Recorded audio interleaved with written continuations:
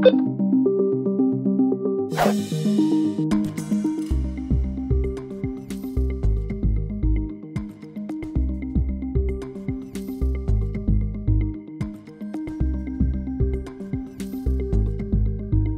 now, from the CFTK-TV studios, this is Open Connection with your host, Robert Pictou.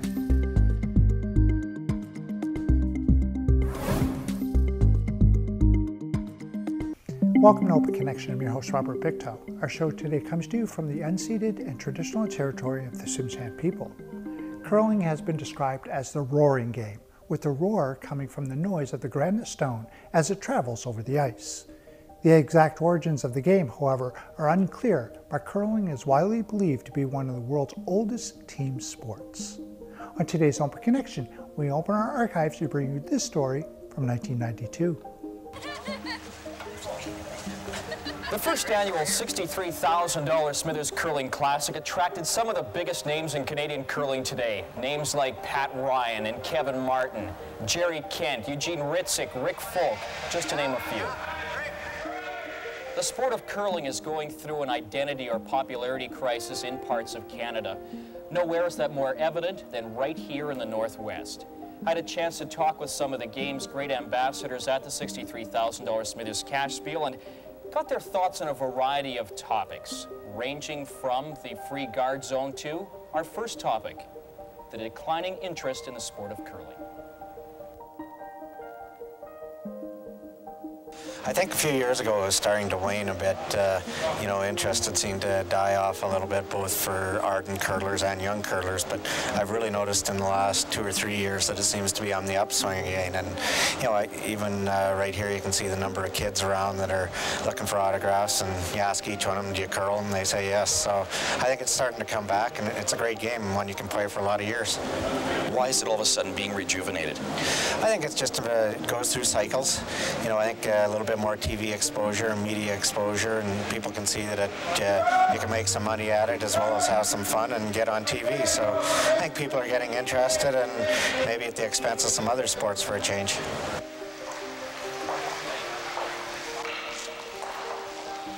I really don't think that it is. We've had in the last, I'd say about 10 years, some real strong junior development programs coming up, and I've seen a lot of growth in the last few years. I know personally I've been doing a lot more clinics than I ever have been. I've actually been approached for more than I can do in the last couple of years, and there seems to be a real good foundation of young curlers coming up. So it's in a bit of a cycle, and I think in about another half a dozen, 10 years, we're going to see a big, a real big move toward the sport. But the only place that we see it waning a bit is where there haven't been the real strong junior development program, and you haven't been getting the young people into the club and involved in the sport, and that's about that's where the base of the sport lies, is with the younger people. And Ontario is really strong right now. The East is extremely strong. The prairies are strong. It's interesting. I find that maybe Alberta and I know Alberta that well, and BC maybe is a little bit weaker that way, from what I know. But again, I'm not that knowledgeable what's happening out here. I don't know whether I can't really say. I haven't really been close with the junior scene. I know there's some good juniors coming up and developing, especially in Kelowna. There's some real excellent players coming out of it. And, curling is such a household sport in Canada with the television coverage, that you folks give it, and a lot of the other networks give it a lot of time. It's going to be around, and it's going to attract the juniors to the game. I don't think we have to worry about the sport dying.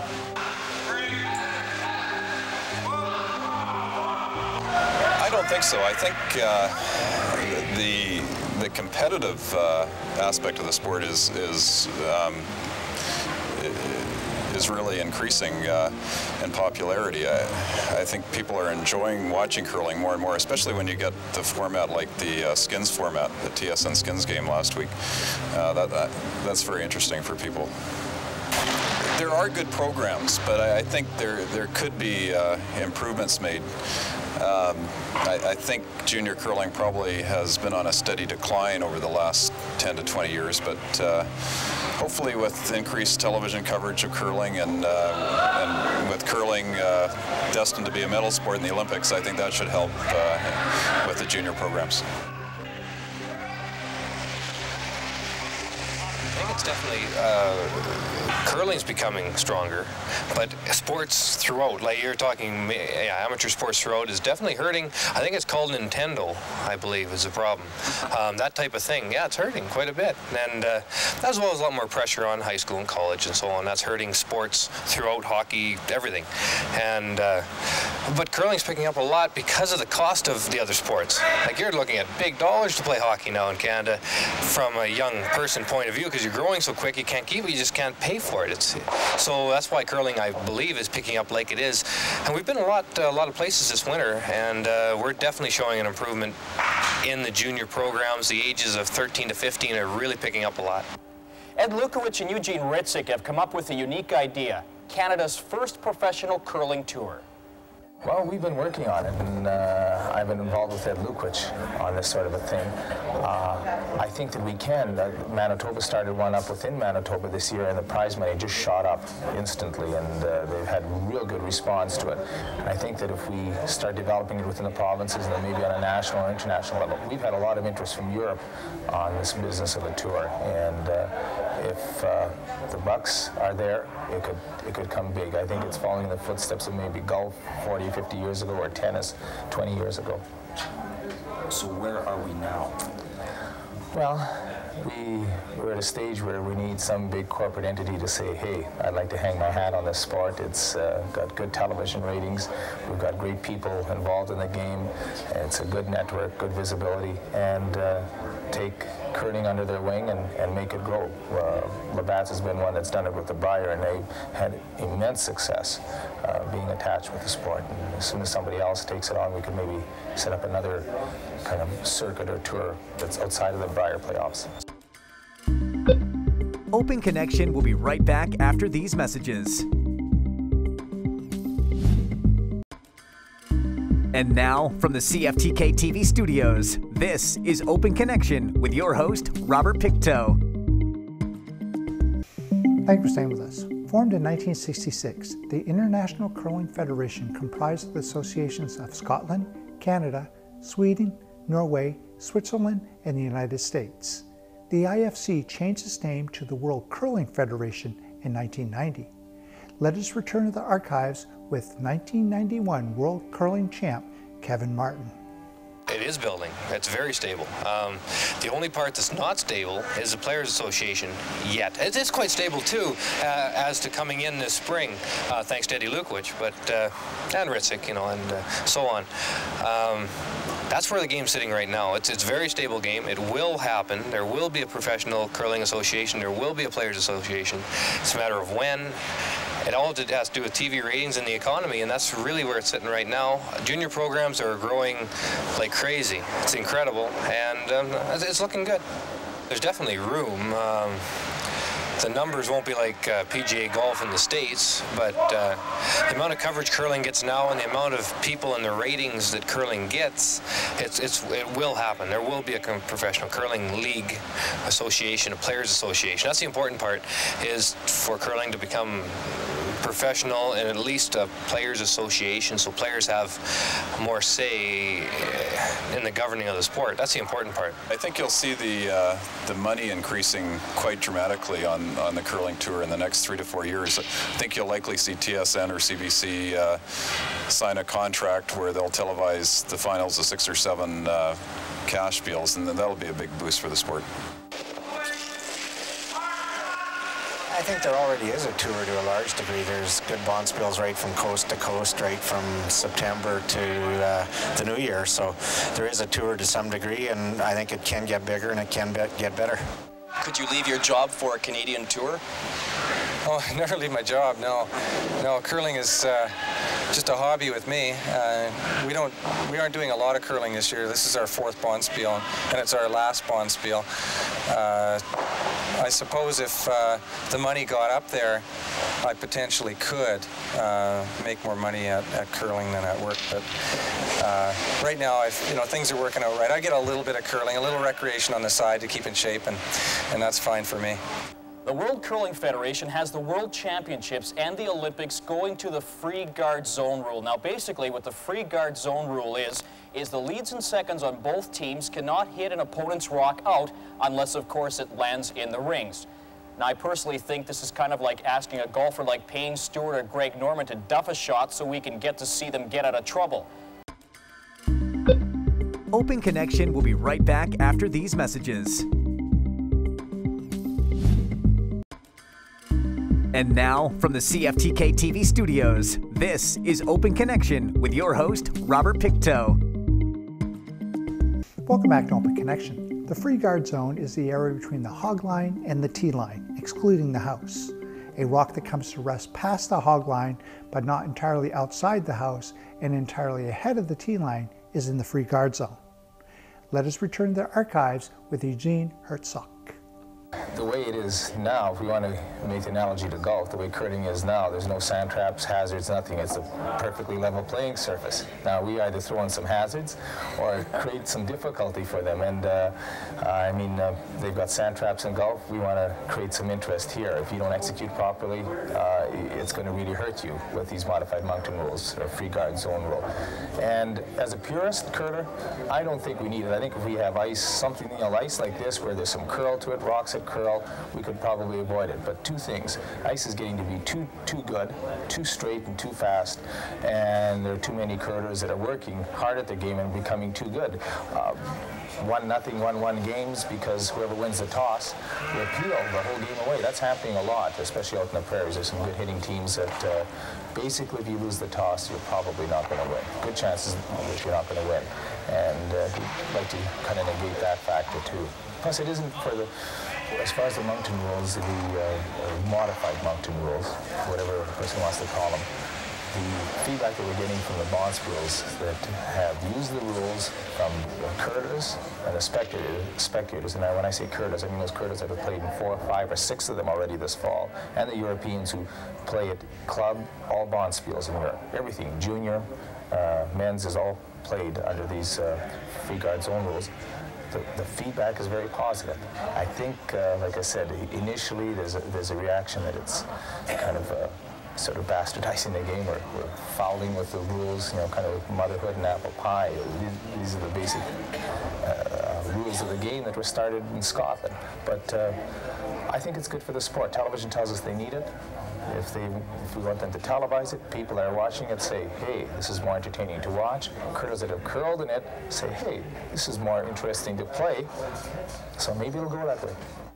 Well, I'm not really in favor of anything that's so artificial for our game, but the way sweeping has changed in the last bunch of years with no more straw brooms, there's not as much natural curl in the ice. So I think unless ice makers can start making ice that is swingier and heavier, which will lend to more rocks in play, then maybe we have to look at some. If the ice conditions are going to continue to be straight and keen, then maybe an artificial thing like the Moncton might be good to try for a little while. But if I had my druthers, I'd just as soon see the game stay the way it is.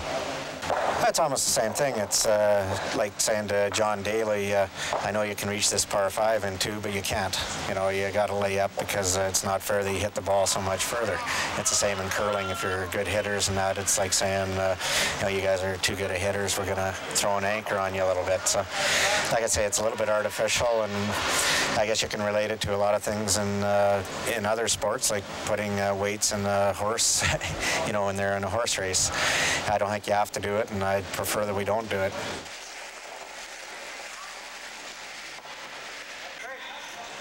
Well, the time clock is a good idea. As you can see, our game here today went a little bit longer than it should have, and the time clock is fine. Everybody can play a lot faster. There's no problem with that. If you play a normal game, it won't be a factor in the game at all.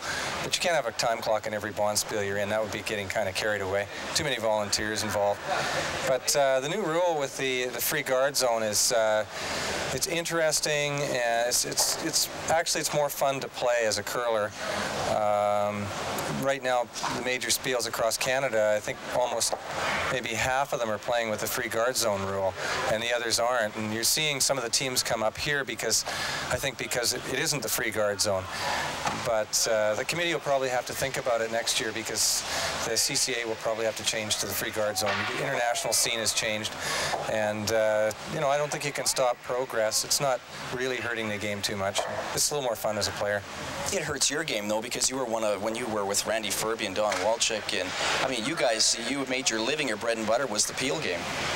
Yeah, that's true. Well, once we got a lead, we had a great defense, but you know, I think everybody forgets that we had to get the lead somehow, and usually that was by playing some come-around stuff. I like playing the come-around. The team we have now is not the peeling machine that I used to have with Ferbey, Walczyk, and McKenzie, and so realistically thinking, free guard zone is better for our team now than perhaps it would have been for my team, you know, from a few years ago. So let's look at some suggestions now on building the sport's popularity. Where do we start? I'd say, first of all, let's get the families out. Let's get the kids out there curling, junior programs. I've held clinics where you have to cut off the juniors, divide them into ages of 12 and under, in between 12 and 14 and stuff like that. Get those kids out there. Bring in some known people that know names, well-known names in the sport, to conduct clinics. Get the kids enthused in it. Modify the rules a bit for the kids. There's one problem with the sport for the kids, is that right now, basically, they've got the 50-pound rocks, 126 feet to throw them. That's like telling an ankle bender hockey player that, hey, you got to wear adult goalie pads and goalie glove, and you got to wear use adult sticks. It just doesn't work.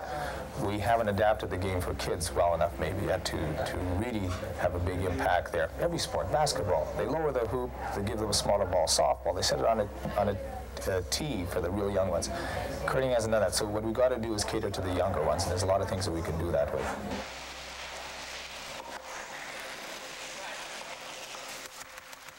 Well, strictly with the rating, that's all that matters. TV's, you know, it's just a matter of how many people watch it. And with the Skins, Channel 11 Spiel at Kitchener was close to a 2 rating. And then, of course, the Brier and the World Championships speak for themselves with the ratings they get. They get higher than the Grey Cup or Stanley Cup, so it's, you know, they take care of themselves very well. It's just a matter of, it's tough. It's tough to get the sponsorship right now in Canada, and hopefully, you know, the economy picks up so that it'll be easier to get money. Every sport's hurting right now money-wise, so it's, you know, curling is tough right now when you're trying to build a sport up, like we are trying to build curling, whereas the other sports are having trouble hanging on to the level where they're at, and now you're trying to build one up, so it's really tough to get it going. All you need to do is have spiels on TV where Eddie Wernick is drawing against Russ Howard for 18,000, or like the other day, Russ Howard makes that draw against us for 11 or 12 or 15 or whatever it was. That's all you need. That's it. That's all you need. You see a young guy sitting at home watching TV, watching somebody he likes to watch anyways, but win 15 or 20,000 in one shot. He'll play. He'll play the game. If they're shooting for $747, he probably won't play, you know, and because no reason to. That's the way kids think, you know, and it's important to get some money in the game, keep the junior programs going, and that'll take care of the game.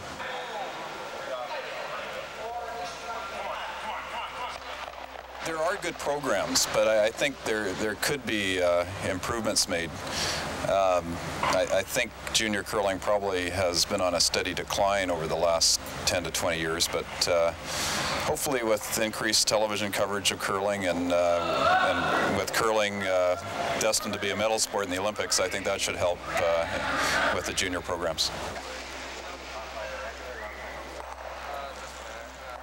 I think it's just a simple matter of introducing them to the game when they're, you know, at that age when they're about grade 7 and grade 8, 9, and 10, you know, where they're strong enough to start curling and young enough that they can really take an interest in and develop by the time they're 18 or 19. So I think they have to be introduced to it at that junior high school level.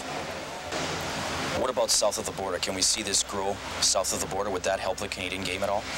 No, I don't think so. I think curling is a Canadian game, and you know, if we can start getting our young people more involved in it and get exposure more on the media and through our high schools, I think we can do it all here in Canada. We don't need any other countries.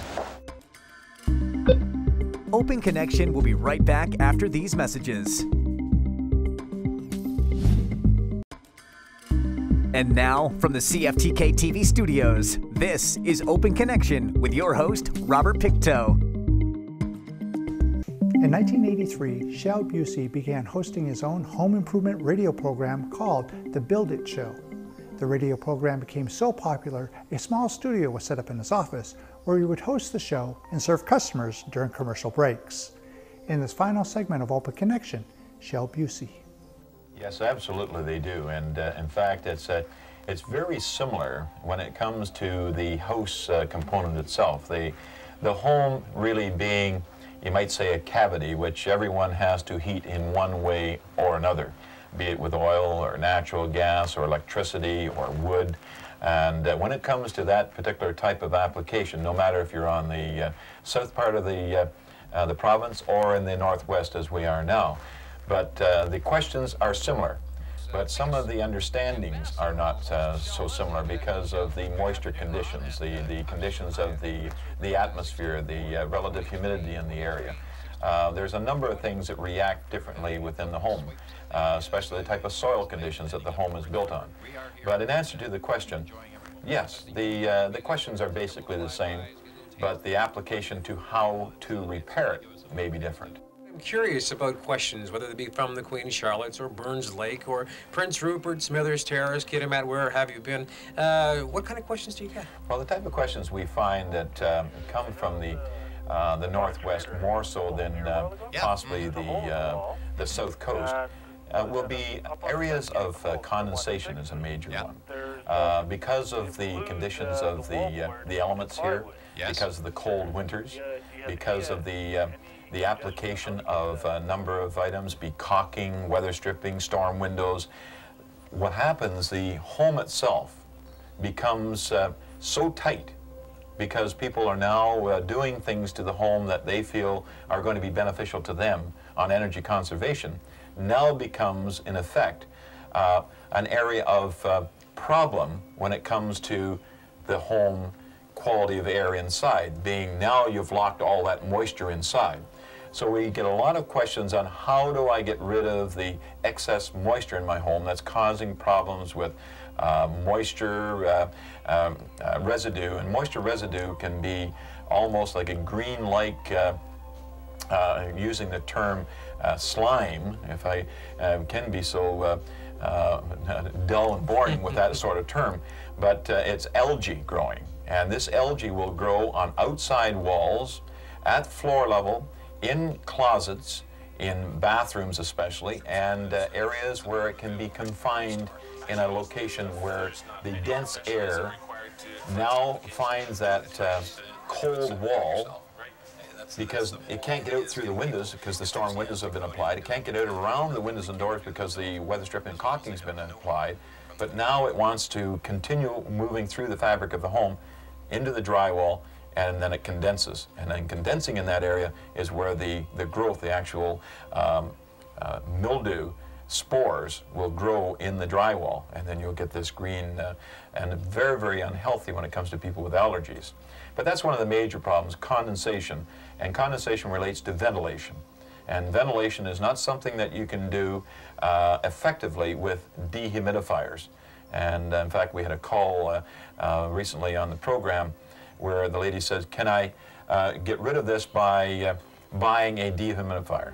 Well, a dehumidifier is going to have to be managed. Thank you for joining us for this episode of Open Connection.